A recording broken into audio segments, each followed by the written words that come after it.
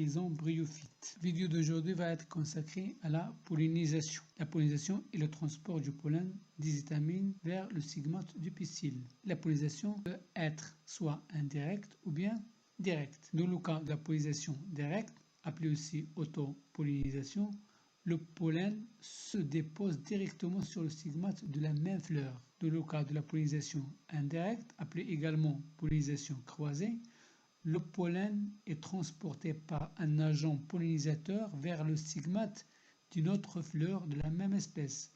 Cet agent pollinisateur peut être le vent ou bien des animaux. Dans le cas du vent, on l'appelle pollinisation anémophile.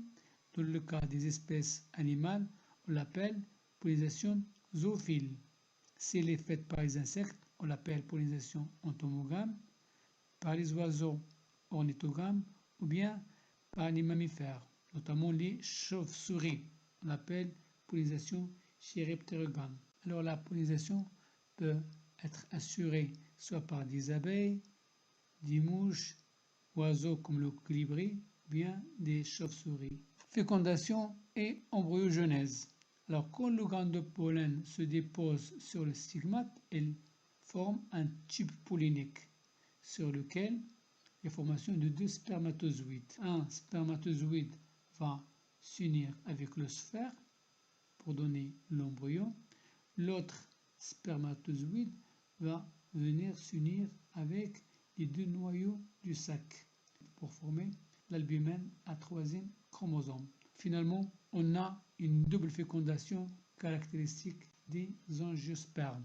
Alors la graine, le record de longévité d'une graine en dormance est détenu par le lotus, une espèce appelée Nilombo lucifera. Cette durée de longévité est de 1300 ans. On a deux types de graines, des graines dites albuminées et des graines dites exalbuminées. Les graines albuminées, c'est lorsque l'albumène il persiste et accumule les réserves. Dans ce cas, les cotylédons sont minces dans un albumène bien développé qui sert de réserve, cas de la majorité des graines végétales. Dans le cas des graines exalbuminées, lorsque l'albumène est totalement digéré, sans albumène. Dans ce cas, les cotylédons remplissent l'intérieur de la graine et renferment les matières de réserve, comme le cas de l'haricot.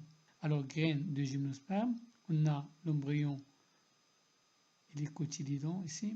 On a les réserves de la graine sont à un chromosome, c'est l'endosperme, le gamétophyte femelle. Dans le cas des angiospermes, les réserves sont à troisième chromosome. Dissémination des graines. Donc la dissémination des graines se fait par différents modes comme le vent, on parle alors d'anémochorie, ou bien par des animaux comme les mammifères, oiseaux ou insectes, on l'appelle zoochorie.